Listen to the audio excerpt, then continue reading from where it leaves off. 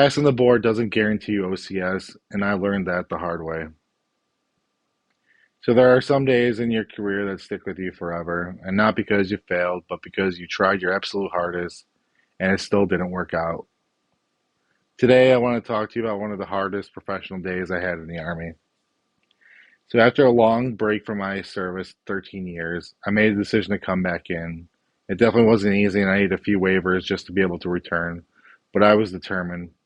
This time I came back in with something I didn't have before, my bachelor's degree. And with that degree came a dream I'd carried for a long time, becoming an Army officer.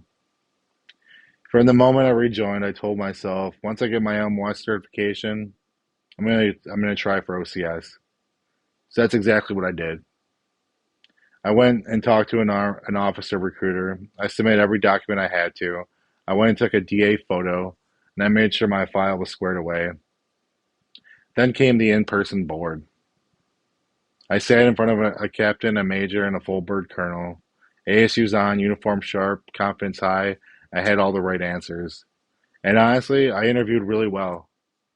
I passed the board, I felt really good. And at that point, I truly believed I had a real shot at being selected. Because I was already in the Army Reserve, I could choose my branch. I chose transportation. I saw it all clearly in my mind. Getting selected for OCS, commissioning, and leading soldiers as an officer. Weeks went by and then months. I was super excited, I was super hopeful, and I was anticipating that call. But then I finally heard back from my recruiter. USARC, or U.S. Army Reserve Command, had decided not to pick up my packet for OCS. I wasn't selected. And at that moment, it hit me harder than I expected. I realized I was 32 years old, and I was right at the end of the eligibility. And deep down, this was my last shot. And just like that, the path I had pictured for my Army career disappeared. I'll be real with you, that disappointment messed with me a lot.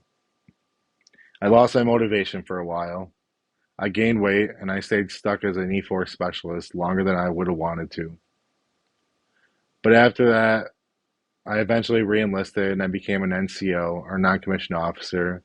My original goal was to become an officer, and that definitely never left my heart. It hurt, and it hurt a lot. But here's what I learned about that situation. Not getting selected doesn't mean your service doesn't matter, and it doesn't mean your career is over, and it doesn't mean you failed. I kept serving, I kept learning, and I kept finding purpose where I was in my career. And over time, I realized this. You can still love the Army, you can still grow, and you can still make a difference. Even when your original dream doesn't work out. So if you're watching this and you didn't get selected for OCS, I just want you to know I get it. And if you're feeling angry, you're feeling discouraged, or even depressed, you're not weak for feeling any of those emotions. Please don't hold these emotions inside. Please talk to somebody and get help if you really need it. There is light at the end of the tunnel, even if you can't see it. I promise your story or career isn't over. This was a tough chapter in my life, but it's part of who I am today.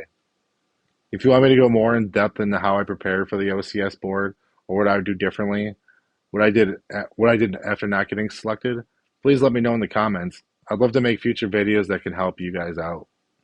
If you like this video, please like, share, and subscribe. May God bless you.